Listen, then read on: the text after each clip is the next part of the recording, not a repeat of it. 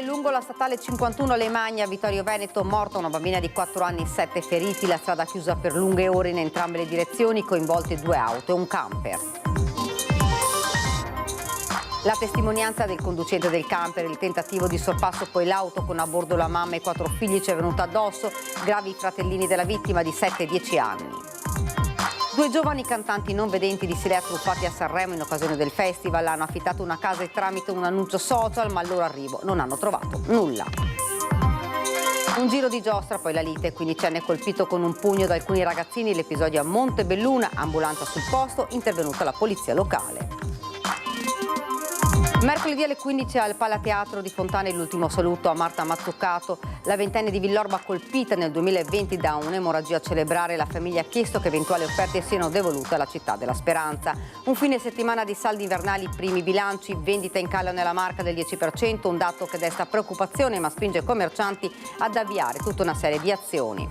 Calcio, non si interrompe la striscia negativa del Treviso che al tennis contro gli udinesi del Charlins Muzzane perde per la terza volta consecutiva, dura contestazione dei tifosi a squadra e dirigenti.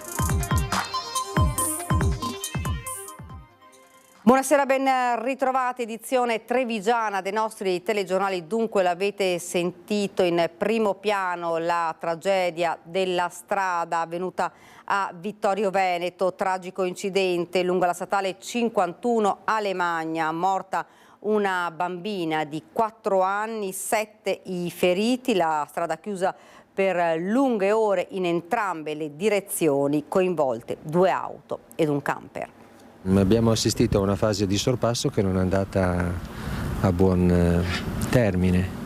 Le 2 auto si sono incontrate e dopo essersi scontrate hanno urtato il nostro mezzo. È di una bambina di 4 anni morta, i 2 fratellini gravi e altri 5 feriti, il tragico bilancio di un frontale avvenuto alle 11 del mattino lungo la statale 51 di Alemagna, sotto al ponte Botteon, sul Fadalto. La Volkswagen Touran, condotta da una mamma di 49 anni di origini ghanesi, con a bordo i 4 figli, mentre procede verso Vittorio Veneto, malgrado la curva e la doppia linea continua, cerca di sorpassare il camper di una coppia di bellunesi, Stefano Ghedini e la moglie. Non si accorge che la stessa manovra la sta compiendo dall'altra direzione un 34enne vittoriese al volante di una Golf che sta superando, essendo la sua carreggiata a 2 corsie in quel tratto, un'altra vettura.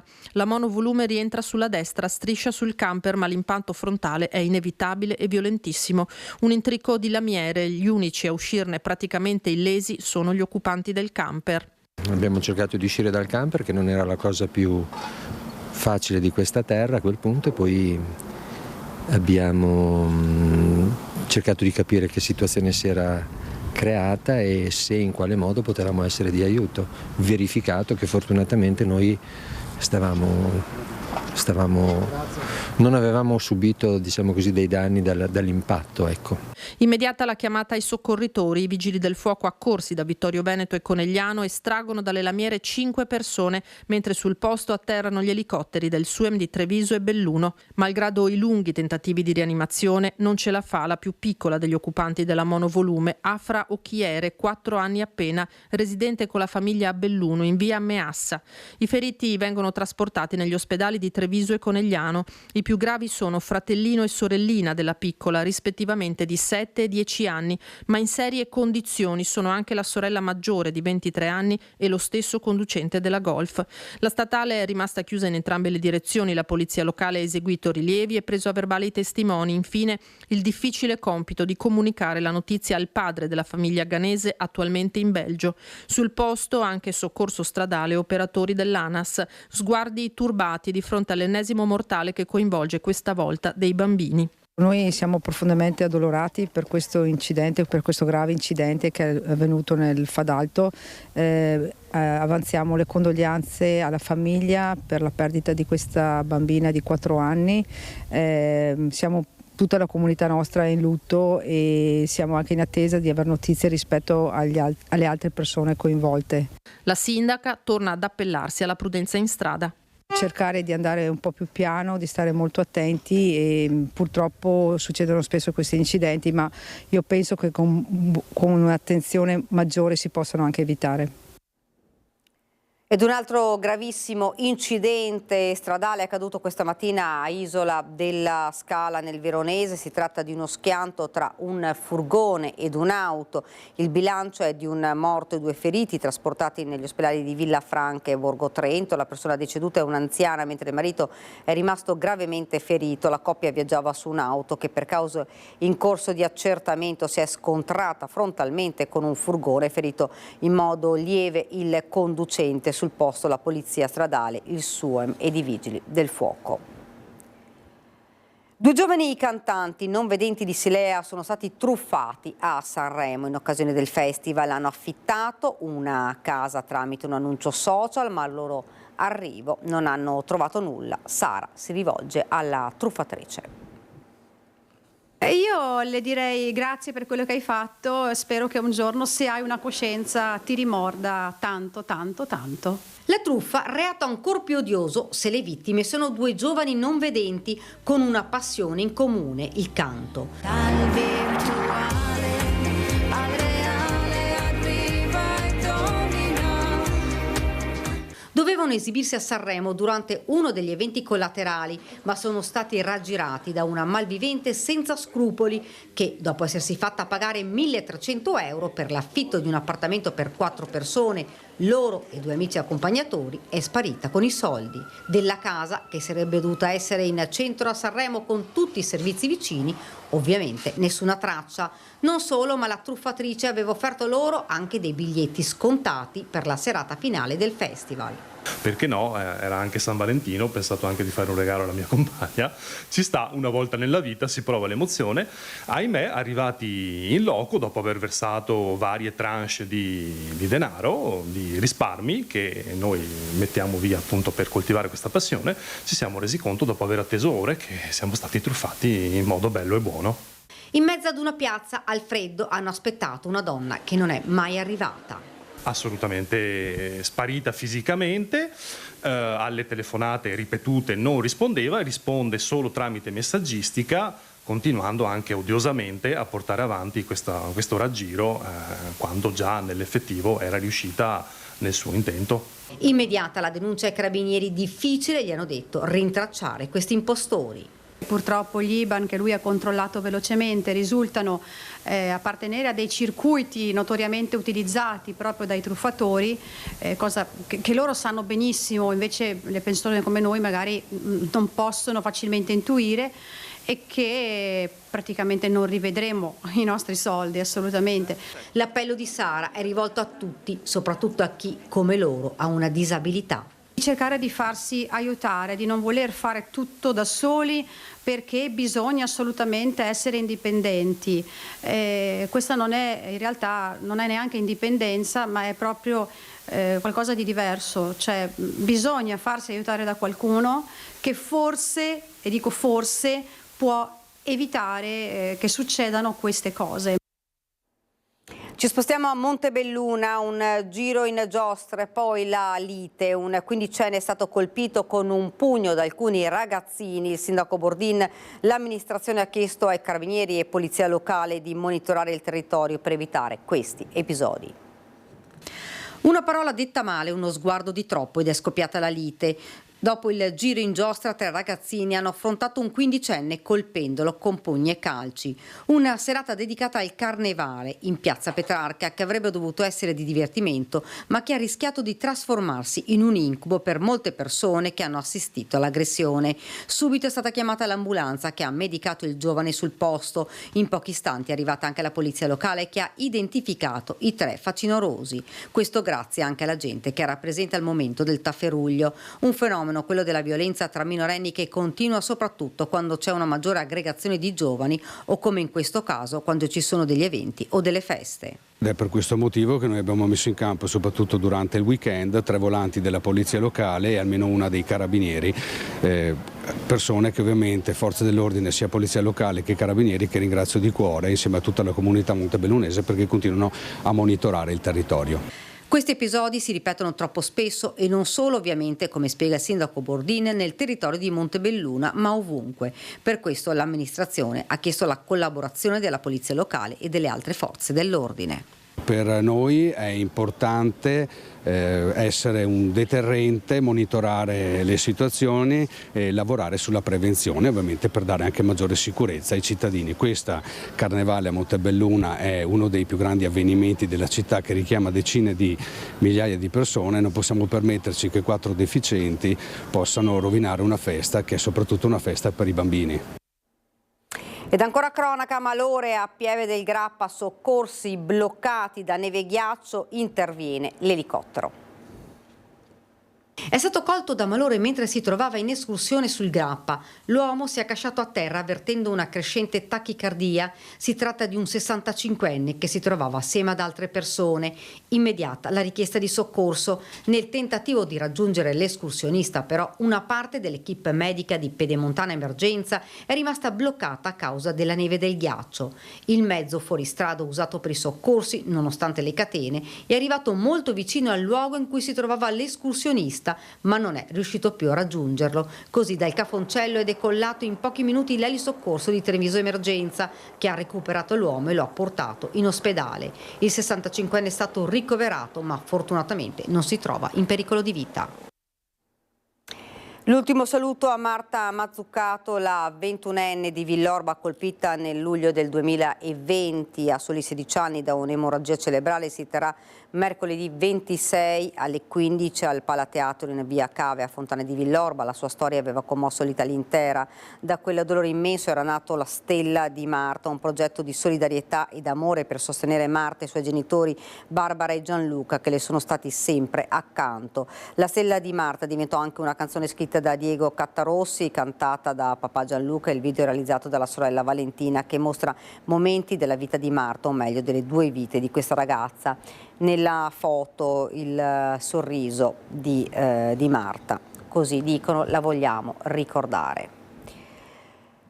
Dopo l'emergenza, la conta dei danni, ma anche la volontà di ricominciare. Il fondatore di Farm, Riccardo Donadonna, ha ribadito la determinazione di ripartire fin da domani con le consuete attività dopo il furioso rogo che venerdì notte ha divorato uno degli edifici direzionali del complesso di Catrono, una storica casa colonica con travi in legno a ridosso di via Sile. L'intervento tempestivo dei vigili del fuoco ha evitato il propagarsi delle fiamme agli edifici vicini. Il rogo si sarebbe sviluppato dalla sala server e computer, probabilmente a causa di un cortocircuito. Dalla Cina, dove si trovava al momento dell'incendio, Donadonna ha confermato che i danni sono stimabili in alcuni milioni di euro. In arrivo in questi giorni i primi accertamenti da parte dell'Agenzia delle Entrate all'annuncio della Premier Meloni sul record di lotta all'evasione. Risponde il CAF CGIL di Treviso, che dice: colpiti solo pensionati e lavoratori dipendenti. Cifra record nel 2024 come somma recuperata dall'evasione fiscale, 33,4 miliardi, 2 in più dello scorso anno. Lo ha detto la Premier Giorgia Meloni in un video pubblicato di recente sui social. Crescono gli incassi da versamenti spontanei, cifre che i contribuenti versano senza accertamenti dopo le lettere di compliance ricevute. Numeri ottenuti grazie alle norme introdotte da questo governo, dice Meloni, ma su questo punto è la CGIL di Treviso con il CAF a voler chiarire come i soldi recuperati provengano dalle tasche di pensionati e lavoratori dipendenti. Di fatto parliamo di lavoratori pensionati che magari nel momento in cui hanno predisposto la loro dichiarazione dei redditi o per dimenticanza o comunque insomma per una condizione non erano in condizione magari di pagare le loro imposte e lo fanno a distanza di tempo, ma si parla sempre di lavoratori e pensionati che di fatto tirano fuori dalle loro insomma tasche i soldini e pagano regolarmente l'IRPEF. Non parliamo di evasori fiscali, perché gli evasori sono altra cosa insomma diversa. Migliaia gli inviti arrivati da parte dell'Agenzia delle Entrate a ricontrollare la propria posizione del modello redditi 2021 a fronte di redditi non dichiarati. A confermarlo la sede provinciale del CAF Veneto SRL. Stanno arrivando presso i nostri sportelli in questo periodo delle persone appunto con questi inviti e il reddito tra virgolette segnalato dall'agenzia, parliamo di canoni di locazione, quindi affitti. Posizioni che vanno integrate il prima possibile, prima che arrivino gli accertamenti veri e propri con le sanzioni. Pensionati o lavoratori dipendenti che potrebbero non essere, tra l'altro, nelle condizioni di sostenere gli importi richiesti. Un suggerimento che diamo è rivolgersi alla struttura intermediaria che gli ha predisposto la dichiarazione dell'epoca o comunque insomma l'intermediario a cui si avvale per l'assistenza fiscale, e il quale provvederà ad aiutare a verificare la persona se effettivamente ha omesso di dichiarare quel reddito. A Treviso si costruisce, la gente chiede di acquistare soprattutto immobili nuovi. Il mercato immobiliare sta tornando a far sentire la voce grossa. Dopo mesi di crisi il settore immobiliare comincia a muoversi bene, ad acquistare non solo italiani ma anche diversi stranieri. Insomma, Treviso parla più lingue e questo sta diventando una certezza. A molte persone piace vivere la città ed abitare sempre di più vicino al centro. Le costruzioni continuano ad andare avanti, la richiesta c'è, pertanto siamo abbastanza contenti, ecco. Quindi rispetto al passato, insomma, sta andando meglio? Sì, abbastanza sì, diciamo di sì. I costruttori naturalmente cercano l'immediato fuori mura per le nuove costruzioni, la richiesta c'è, soprattutto sul nuovo. Gli italiani infatti chiedono sempre di più abitazioni di nuova costruzione, mentre gli stranieri preferiscono affidarsi alla ristrutturazione di immobili già esistenti. Molte le richieste che stanno arrivando dagli inglesi, che prediligono la nostra città. Loro, ci spiega Povegliano, sono soprattutto interessati ad appartamenti ed attici nel cuore di Treviso. Una cosa è certa. L'investitore torna a farsi vedere e naturalmente cerca anche il mini appartamento arredato per affittare. È una cosa importante questa, perché avevano abbandonato il mini appartamento. Viaggiavano solo con 2 camere, 3 camere, invece siamo tornati di nuovo con il mini appartamento arredato. Ma poi Povegliano, camminando a 2 passi dall'ex provincia dove si stanno costruendo attici da appartamenti, svela le tempistiche per vedere ultimati i lavori. Io penso che a fine febbraio qua dobbiamo cominciare a levare queste impaccature, insomma, si comincia a levarle, perché ormai restano pochi appartamenti da vendere anche lì, abbiamo venduto quasi tutto, pertanto i lavori sono in via di finitura e spero bene, insomma, ecco.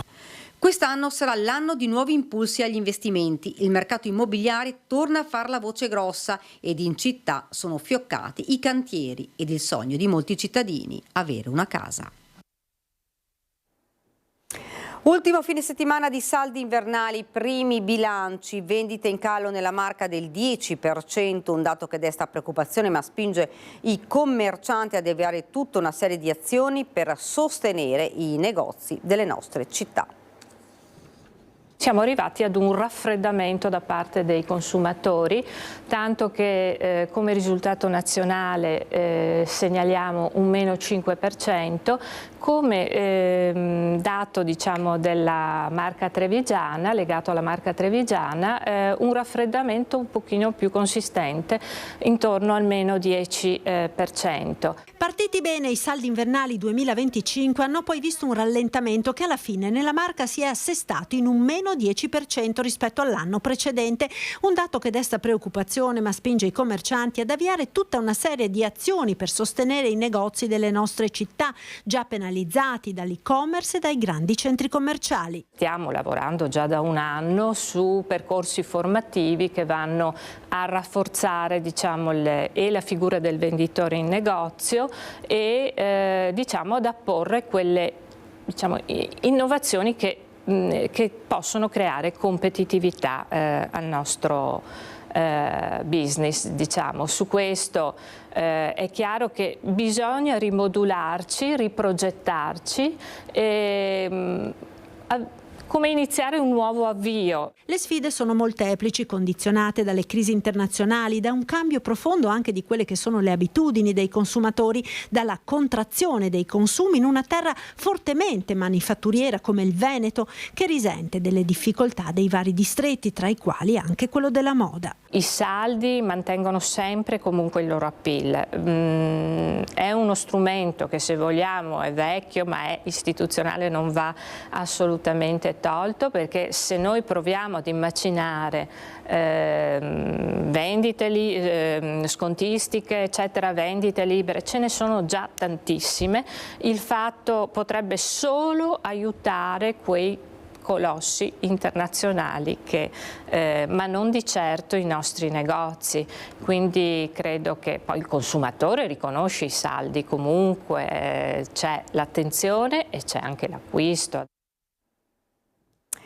Domani è martedì 25, i lavoratori della Berco di Castelfranco incrociano nuovamente le braccia per altre 2 giornate di sciopero da 8 ore l'una. Daranno vita ad un presidio a partire dalle 7 davanti ai cancelli dell'azienda. Nella mattinata di martedì dalle 8:30 alle 10 si svolgerà un'assemblea con i rappresentanti sindacali. Oltre alla disdetta della contrattazione aziendale che dal 1° marzo porterà alla riduzione dello stipendio dei lavoratori, l'azienda ha infatti nuovamente aperto una procedura di licenziamento per 247 dipendenti del sito romagnolo.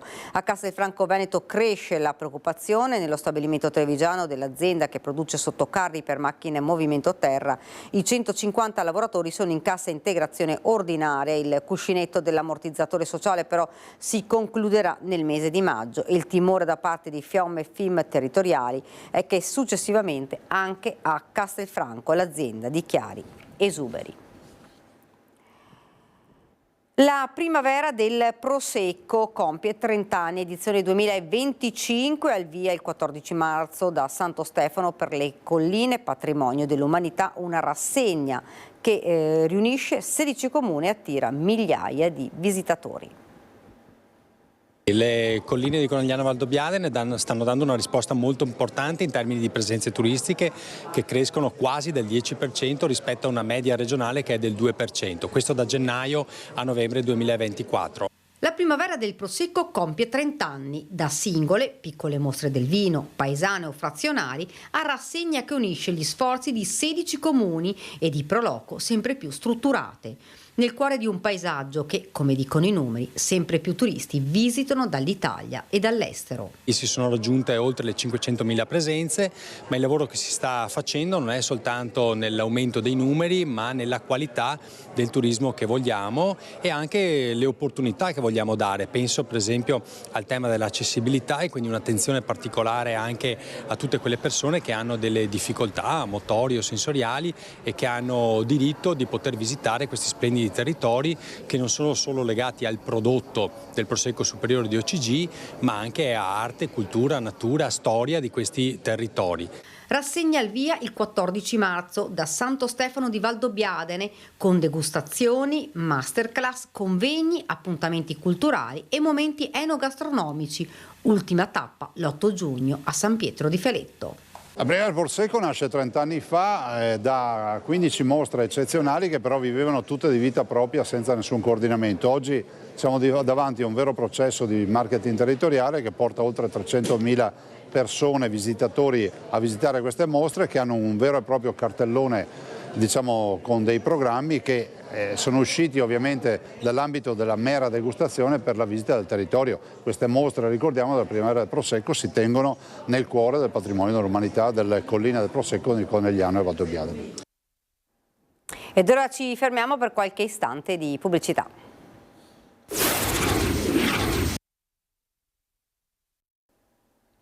Rieccoci nuovamente in studio, al via mercoledì pomeriggio la rassegna Giovani in Musica che porterà a Treviso concerti gratuiti da qui a giugno grazie alla collaborazione tra Provincia e Conservatorio Steffani di Castelfranco.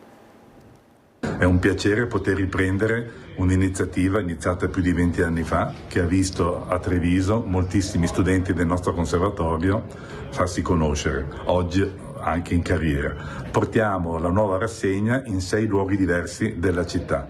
Ritorna dopo una pausa di 5 anni la rassegna Giovani in Musica manifestazione musicale che ha fatto da palestra e rampa di lancio a numerosi giovani talenti.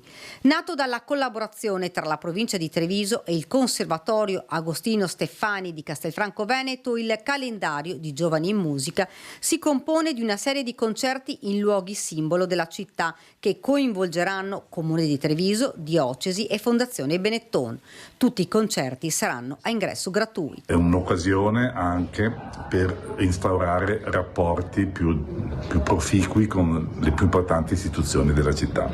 L'iniziativa dunque riprende. Era l'associazione Amici del Teatro in passato a promuoverla, ma dopo la scomparsa della sua anima, Yolanda Bruzzolo, nel 2020, era stata interrotta salvo ricominciare quest'anno anche in sua memoria. L'inaugurazione della nuova edizione è in programma mercoledì 26 febbraio alle 17:30 nella Sala Silenzium del Seminario Vescovile. Durante la presentazione della rassegna è stata sottoscritta una convenzione tra il Conservatorio e l'amministrazione provinciale per favorire la realizzazione di progetti musicali, didattici e di ricerca rivolta ai giovani, in cui in realtà beneficia l'intera comunità. È una formalizzazione di un rapporto ormai consolidato che passa attraverso la ripresa di questa rassegna di musica rivolta ai giovani e che non può che far piacere alla provincia di Treviso e penso anche al conservatorio stesso. È un rapporto, ribadisco, che ha visto oggi nascere la nuova sede, è un rapporto che ha visto la provincia essere sempre a fianco dell'Agostino Steffani, perché è il conservatorio della provincia di Treviso e quindi noi reputiamo sia veramente bello anche per noi come ente essere a fianco delle programmazioni del Conservatorio. Nei giorni scorsi al Teatro del Monaco di Treviso il doppio sold out per Elisir d'amore di Donizetti, opera che chiude la stagione lirica che ha avuto quest'anno una significativa crescita in termini di pubblico, mentre crescono le collaborazioni con gli altri due comuni dello stabile, Padova e Rovigo.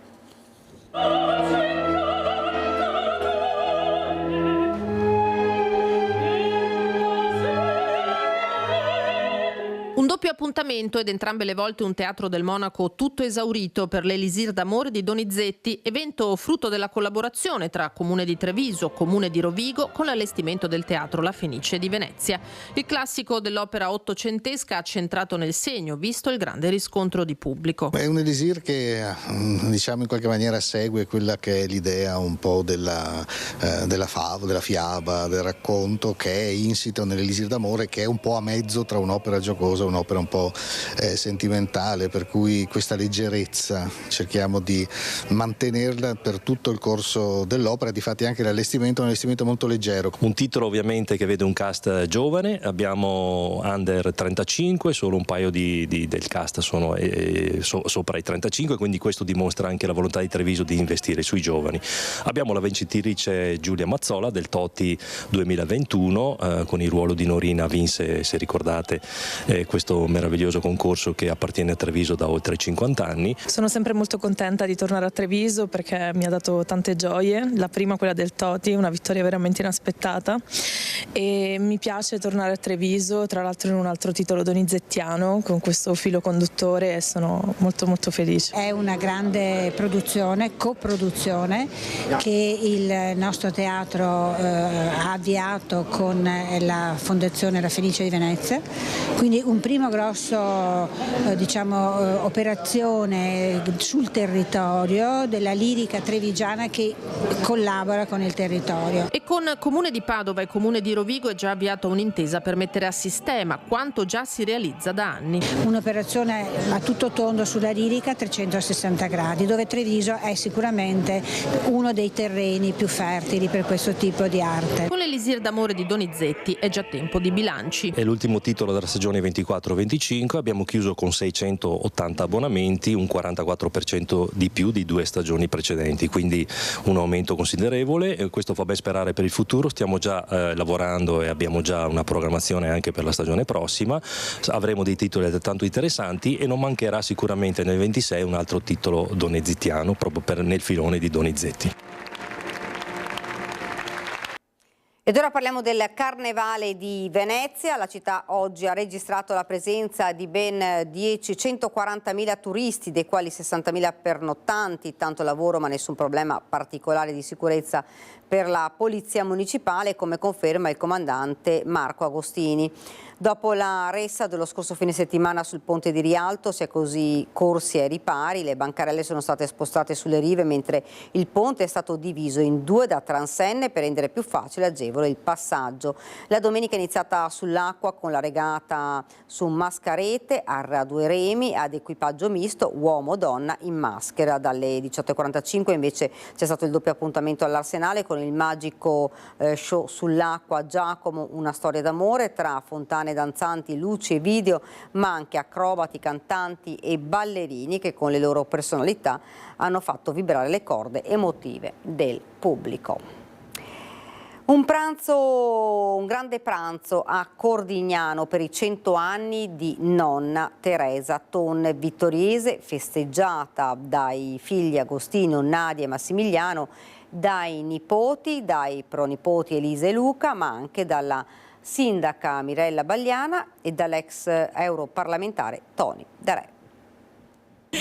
Sì, è belli 100 anni, belli e anche brutto, ma insomma contenta, sono contenta, contentissima, anche troppo.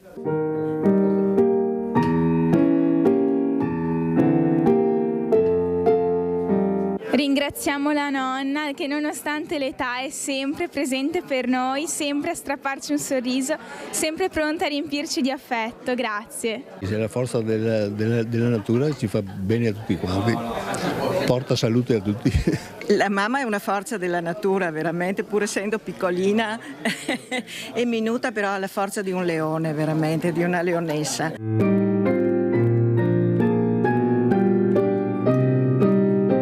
È una forza veramente importante per lei e noi siamo felicissimi per la nostra città. Vittorio Veneto ha tantissimi centenari e questo è un buon segno. È un faro per tutti noi, soprattutto la lucidità e la saggezza di questa signora sia di esempio per tutto il vittoriese e non solo. Come ci si sente a 100 anni? Come che mi sento? Sì. Insomma, non c'è male, dai.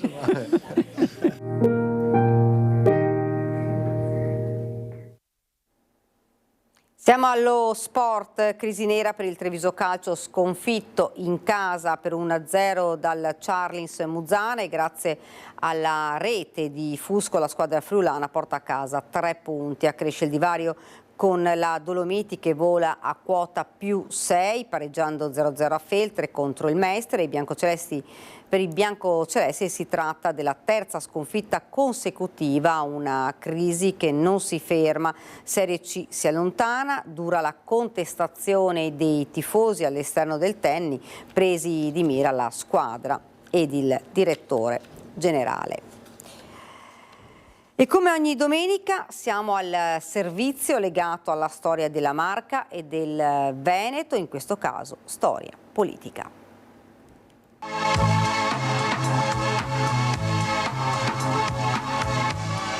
Siamo alla pagina politica. Si è chiuso domenica a Pieve Emanuele, in provincia di Milano, il primo congresso della Lega Nord che ha sancito la nascita ufficiale del movimento autonomista.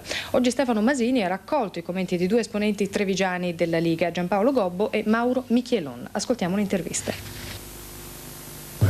Parliamo di come la stampa, come gli organi di informazione si sono occupati del vostro primo congresso. Siete rimasti soddisfatti oppure no? Beh, devo dire, con tutta onestà, la stampa locale ci ha trattato, devo dire, in maniera buona, voglio dire obiettiva, ha riportato in realtà ciò che vedeva. A livello nazionale ci sarebbe un lungo discorso, sicuramente alcuni giornali hanno visto cose che non c'erano, invece altri hanno cercato di riportare quello che si dicevano e le varie discussioni. Quello che preoccupa in realtà invece è la RAI, Ecco, qui dobbiamo dire la verità, siamo stati bistrattati e a questo punto è veramente da porsi il caso se sia giusto o meno pagare il canone della televisione, perché se è un servizio deve essere un servizio fatto a tutti, non solamente ad alcuni partiti e altri no, perché la lottizzazione c'è e veramente è pesante a questo punto. Si è parlato di una certa divisione tra la parte lombarda e quella veneta, oppure tra la piemontese e quella veneta? No, direi appunto certamente i giornali, l'informazione è stata ovviamente travisata. C'è certamente una voce di democrazia per la quale anche all'ultimo momento si può anche praticamente ricercare un qualche connotato in più, qualche possibilità in più di poter discutere fra soci federati. Non ci sono stati assolutamente problemi, siamo andati praticamente a definire quello che già si era stabilito nel Consiglio federale di tutte le leghe precedenti. Ecco, voi dite discussione, secondo alcune analisi questo invece significherebbe che voi, che vi dite molto diversi dagli altri partiti, invece vi state un po' assimilando con piccole o grandi correnti. No, non esiste piccole e grandi correnti, perché la Lega Nord è retta e sarà retta da un Consiglio federale, già peraltro attuale anche prima del Congresso, e quindi non guarda le correnti, chiamiamole etniche, dei vari movimenti o delle varie leghe, guarda solo ed esclusivamente il fine comune di arrivare appunto ad un federalismo attivo ed attuale in questa Europa. Siamo arrivati al termine di questa nostra edizione del telegiornale, ora vi lascio alla sigla e poi le previsioni del tempo. Grazie per averci seguito, arrivederci.